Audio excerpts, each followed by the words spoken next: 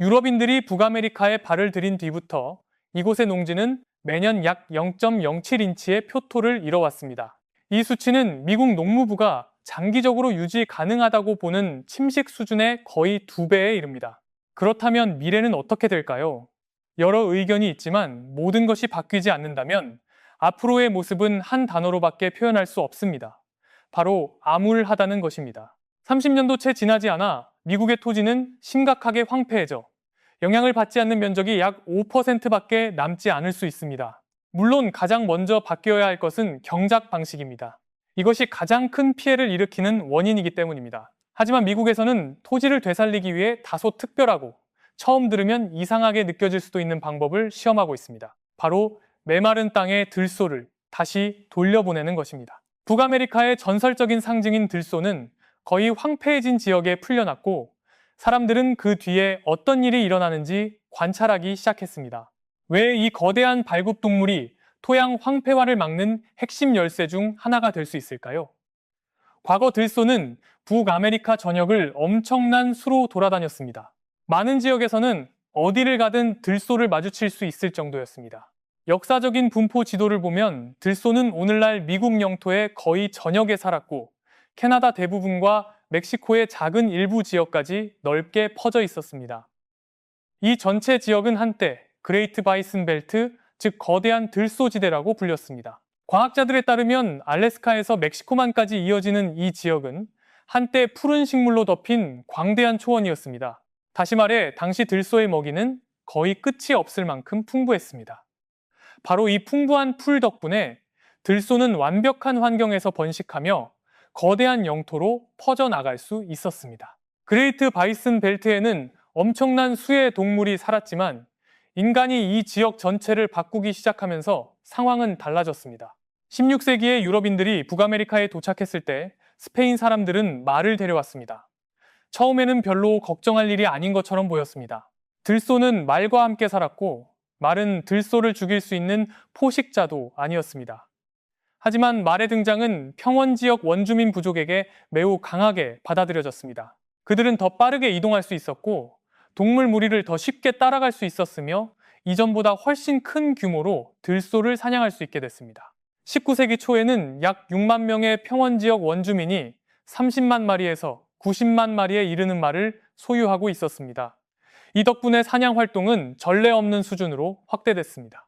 1840년에만 약 50만 마리의 들소가 식량을 위해 죽임을 당했고 추가로 10만 마리가 동부 지역과의 교역을 위해 사냥됐습니다. 들소는 점점 더 많이 사냥당했을 뿐 아니라 말과 직접 풀을 놓고 경쟁해야 했습니다. 이후 소 같은 가축이 북아메리카로 점점 더 많이 들어왔고 이들은 들소를 죽일 수 있는 질병까지 옮겼습니다. 가축은 초원에서 만만치 않은 경쟁자가 되기도 했습니다. 1900년이 되자 약 3천만 마리의 가축이 그레이트 바이슨 벨트에서 방목됐고 말이 그랬던 것처럼 들소를 원래 살던 환경에서 점차 밀어냈습니다. 인간이 나타나기 전 북아메리카의 들소가 정확히 몇 마리였는지는 아무도 모릅니다. 셀 사람이 없었기 때문입니다. 하지만 기록이 시작된 뒤의 추정에 따르면 1870년대 이전 북아메리카에는 약 6천만 마리의 들소가 살았습니다. 그때도 이미 오랫동안 사냥을 당했지만 서식 범위는 여전히 매우 넓었습니다. 그러다 진짜 학살이 시작됐습니다.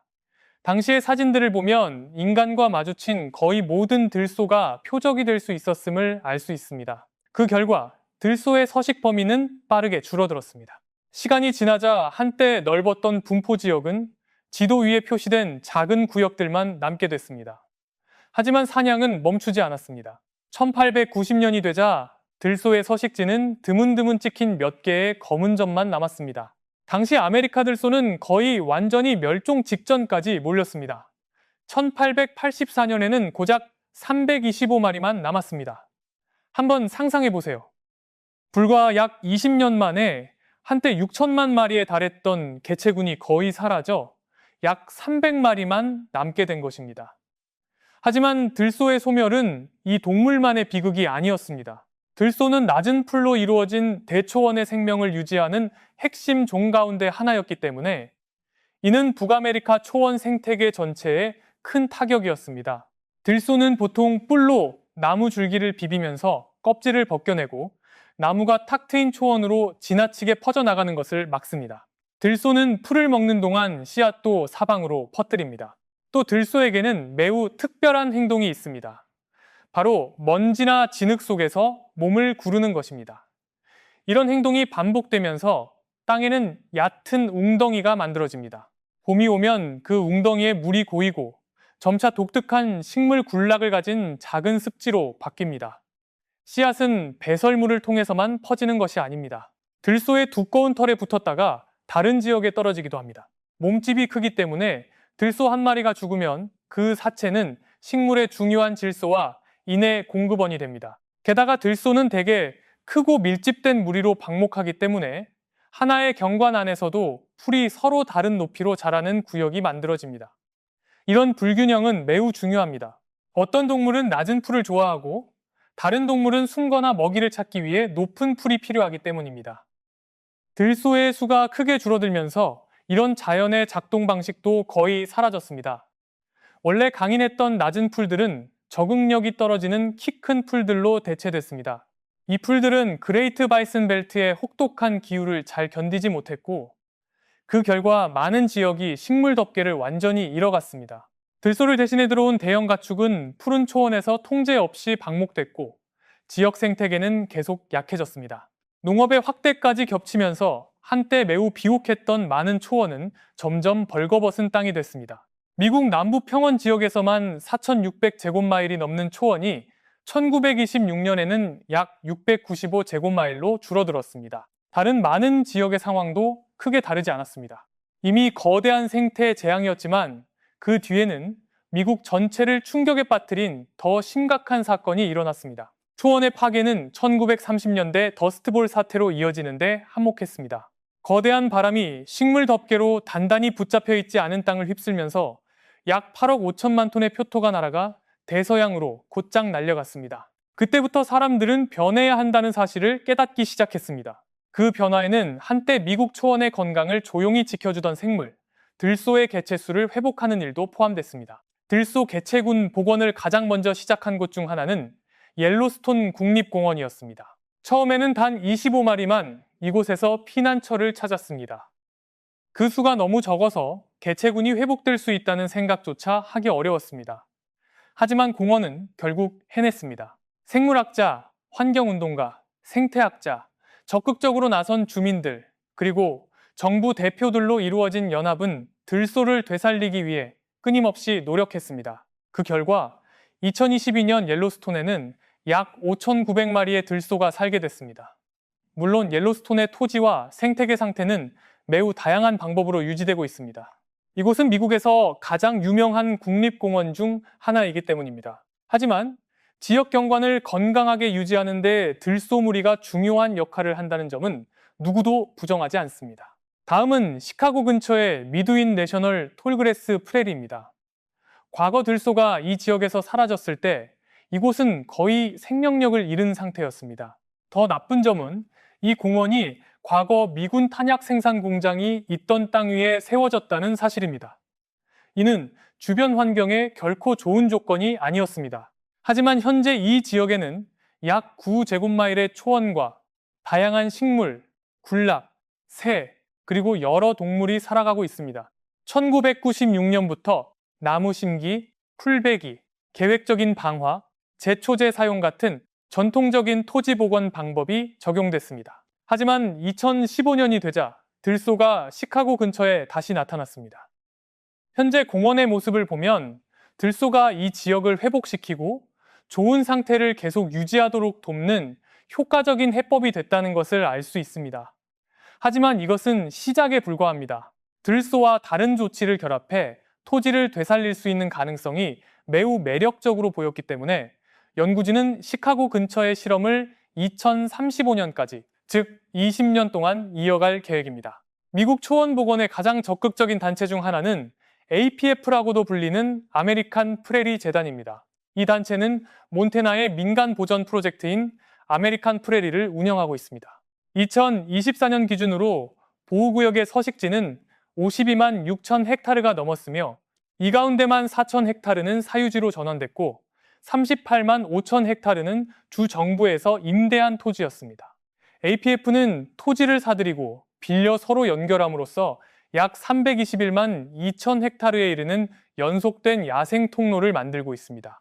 이 지역을 복원하기 위해 여러 조치가 시행될 예정이며 여기에는 최대 10,000마리의 들소를 다시 들여오는 계획도 포함됩니다. 처음부터 프로젝트 참여자들은 이 계획이 오래 걸리고 매우 어려울 것이라고 인정했습니다. 지금은 중간 결과들이 도전의 규모가 얼마나 큰지 보여주고 있기 때문에 사람들은 그 사실을 더 확실히 믿고 있습니다. 복원 노력은 2005년에 수십 마리의 들소가 몬태나로 옮겨지면서 시작됐습니다. 2025년이 되자 아메리칸 프레리에는 900마리에서 1000마리의 들소가 약 5만 9천 헥타르의 땅을 이동하며 살고 있었습니다. 이 숫자는 아직 크지 않지만 현재 규모에서도 들소는 몬태나 대초원을 되살리는데 중요한 역할을 하고 있습니다. 이 땅은 상징적인 동물이 오랫동안 사라져 있던 동안 토양 비옥도가 크게 떨어졌던 지역입니다. 이 프로젝트는 들소 무리의 유전적 건강에도 특별히 신경 쓰고 있습니다. 이는 지역 복원에만 도움이 되는 것이 아니라 북아메리카 들소 전체 개체군의 장기적인 미래에도 기여하기 때문입니다. 2023년 아메리칸 프레리는 콜로라도의 한 들소 무리와 몬태나의 또 다른 무리에서 80마리를 받아들였습니다. 그 결과 2024년에 태어난 송아지들은 여러 혈통이 섞인 유전적 특징을 갖게 됐습니다. 이제 그레이트 바이슨 벨트의 심장이라고 할 수 있는 캔자스로 가보겠습니다. 이곳은 초원이 찬란하게 번성하던 시대와 들소의 소멸이 토지 황폐화로 이어진 시대를 모두 겪은 땅입니다. 이곳에는 플린트힐스의 키 큰 초원 한가운데에 자리한 약 13제곱마일 규모의 KJ의 이 초지 생물학 연구소가 있습니다. 이 연구소는 캔자스 주립대학교와 네이처 컨서번시가 공동으로 소유하고 있습니다. 약 30년 전 과학자들은 들소와 더 작은 가축이 지역 초원을 어떻게 바꿀 수 있는지 알아보기 위한 장기 실험을 시작했습니다. 120마리로 이루어진 들소 무리는 연구소 일부 구역에 풀려났고 1년 내내 그곳에서 살았습니다. 다른 구역에서는 4월부터 11월까지 가축을 방목한 뒤 겨울에는 초원 밖으로 옮겨 먹이를 보충했습니다. 남은 일부 구역에는 방목 활동이 전혀 없었습니다. 이것은 인간이 들소와 가축을 완전히 제거했을 때의 조건을 모사한 것이라고 볼 수 있습니다. 이 지역에서는 유럽인들이 정착하기 전 대초원에서 일어나던 화재를 재현하기 위해 정기적으로 계획적인 방화가 실시됐습니다. 어떤 사람들은 이런 질문을 할 수 있습니다. 매년 숲과 자연에 해를 주는 것처럼 보이는 일을 왜 굳이 재현해야 할까요? 사실 특정 조건에서는 식물을 태우는 활동이 필요할 수 있습니다. 이상하게 들리겠지만 막 불이 난 지역은 영양분이 더 풍부한 경우가 많고 들소를 끌어들여 방목하게 만들면서 자연 복원 과정을 활성화합니다. 원주민 부족들 역시 과거 그레이트 바이슨 벨트의 생태계에 영향을 미쳤고 계획적인 방화를 통해 낮은 풀로 이루어진 평원을 넓혔다는 이야기도 있습니다. 그래서 KJEA 연구진은 실험에 비슷한 전략을 적용했습니다. 들소가 있는 구역, 가축이 있는 구역, 그리고 방목이 없는 구역으로 나눈 뒤 과학자들은 그곳에 존재하는 모든 식물을 세밀하게 조사했습니다. 시간이 흐르면서 분명한 패턴이 나타났습니다. 들소가 방목하는 곳에서는 우세했던 4종의 풀이 자주 뜯기면서 그 수가 줄어들었습니다. 하지만 이런 풀들이 조절되자 다른 많은 토종 식물이 뿌리를 내리고 자랄 기회를 얻기 시작했습니다. 30년이 지난 뒤 들소가 있는 구역의 지역 식물 종수는 방목이 없는 구역보다 86% 증가했습니다. 다시 말해 들소는 초원의 식물 다양성을 거의 2배로 높이는 데 기여한 것입니다. 이는 그레이트 플레인스 중심 지역의 많은 초원이 들소가 대량 학살되기 전보다 생물 다양성이 훨씬 낮다는 것을 보여줍니다. 들소 같은 대형 토종 동물을 다시 들여오면 이런 다양성을 회복하는 데 도움이 될 수 있습니다. 가축도 실험에 참여했고 들소처럼 생물 다양성을 높이는 데 기여했습니다.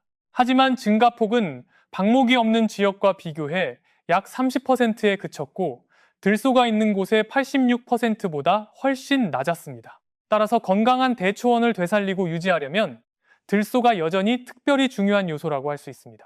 이 연구들 외에도 과학자들은 들소가 존재하는 덕분에 초원의 식물 군락이 2011년과 2012년에 있었던 심각한 가뭄을 견뎌낼 수 있었다는 사실을 발견했습니다.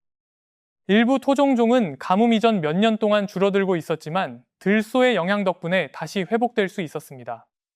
심지어 토종종의 수는 계속 늘어났습니다. 이는 들소가 단순히 토지를 되살리는 도구가 아니라 점점 더 많은 과학자와 환경단체가 걱정하는 문제인 기후변화에 맞서는 자연의 방패가 될 수도 있음을 보여줍니다. 북아메리카에 더 많은 들소를 되돌려 보내는 일은 인간 활동 때문에 본래 모습을 잃은 땅을 복원하려는 노력의 중요한 일부가 될 수 있습니다. 속도는 빠르지 않지만 복원 과정은 계속되고 있습니다. 오늘날 들소는 역사적 서식 범위의 1%에도 미치지 못하는 지역에만 살고 있으며 대량 학살 이전에 돌아다니던 6천만 마리와는 수를 비교할 수 없습니다. 연방 토지와 부족 토지 또는 민간 보호구역에서 보호받는 들소 무리의 수는 2만 마리도 되지 않습니다. 그렇지만 들소 복원 프로젝트의 수는 매우 많으며 앞에서 언급한 사례들은 전체 노력 가운데 일부에 불과합니다. 미국의 많은 주에서는 여러 들소 무리 복원 프로그램을 동시에 진행하고 있습니다. 그래서 미래를 바라보면 푸른 초원이 펼쳐진 거대한 그레이트 바이슨 벨트를 다시 만드는 일이 더 이상 너무 먼 이야기만은 아닙니다. 북아메리카 초원의 사막화는 들소와 다른 동물 개체군을 복원함으로써 억제될 수 있습니다. 하지만 발굽동물이 황폐해진 땅에 미치는 긍정적인 영향은 무작정 풀어놓는 대신 과학적인 계획에 따라 투입될 때 훨씬 더 커질 수 있습니다. 이것이 바로 앨런 세이버리가 믿는 바입니다. 그는 이 문제를 연구하는 데 삶의 대부분을 바쳤기 때문에 그가 만든 전략은 관심을 받을 만한 이유가 있습니다. 매년 나무에서 떨어지는 잎들을 생각해 보세요. 가축이 특정 지역에서 방목할 때 그들은 그 잎들을 땅속으로 밟아 넣습니다. 그 뒤 생물학적 분해 과정이 진행되면서 여러 식물이 자랄 수 있는 비옥한 토양 덮개가 만들어집니다. 방목동물이 없다면 땅에 떨어진 물질은 대개 햇빛 아래에서 화학적 산화 과정을 거치며 더 천천히 분해됩니다. 세이버리에 따르면 이것은 비옥한 토양에 좋지 않으며 넓은 지역의 사막화에 영향을 줄 수 있습니다. 그가 제시한 해결책은 들소를 포함한 가축을 이용해 생명력을 잃은 땅을 회복하는 것입니다. 하지만 이것은 제멋대로 하는 방목이 아닙니다.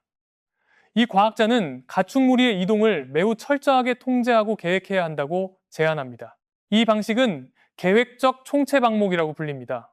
이 전략에 따르면 방목은 인간이 나타나기 전 야생동물이 이동하던 방식을 모방하도록 설계됩니다. 동물이 한 지역을 지나치게 먹는 일은 최소화되고 토양은 발굽에 적절히 밟히면서 이익을 얻습니다. 오래된 식물 줄기는 땅으로 눌리고 동물의 배설물은 자연적인 비료가 되며 유기물은 토양 속에 남게 됩니다. 하지만 이 방법을 실행하는 일은 전혀 간단하지 않습니다. 우선 목축업자는 가축 무리가 메마른 땅을 비옥한 땅으로 바꾸기 위해 정확히 어떻게 이동해야 하는지 결정해야 합니다. 그 다음 토지를 여러 방목구역으로 나누고 울타리나 다른 경계를 세워 각 지역을 분리해야 합니다. 계획을 세울 때는 가축 무리가 한 곳에 얼마나 오래 머물지, 다음에는 어디로 이동할지, 언제 다시 돌아올지, 그리고 얼마나 오랫동안 머무를지를 결정해야 합니다. 여기서 끝나지 않습니다. 이를 실행하는 사람은 어떤 형태의 경관을 만들고 싶은지, 땅이 각 단계에서 얼마나 많은 먹이를 제공해야 하는지, 그리고 방목 계획에 영향을 줄 수 있는 여러 요소를 함께 판단해야 합니다. 예를 들어 지역이 눈으로 덮이는 시기, 산불 위험, 땅 위에 둥지를 트는 새들이 나타나 알을 낳는 계절, 그리고 수많은 다른 변수를 고려해야 합니다. 이 방법이 정말 효과가 있을까요? 많은 전문가가 여전히 의심하고 있습니다. 하지만 세이버리 연구소는 이 접근법이 황폐해진 토지를 개선할 수 있음을 보여주는 사례들을 제시합니다. 어떤 곳에서는 나무가 띄엄띄엄 서 있고 주변에는 식물 덮개가 거의 없어 풍경이 메마르고 단절된 모습으로 보입니다. 하지만 계획적 총체 방목을 적용한 지역에서는 나무 사이의 녹지가 훨씬 더 많다는 것을 볼 수 있습니다. 토양이 지구상에서 가장 비옥한 땅으로 변한 것은 아니지만 차이는 눈으로 알아볼 수 있을 만큼 분명합니다.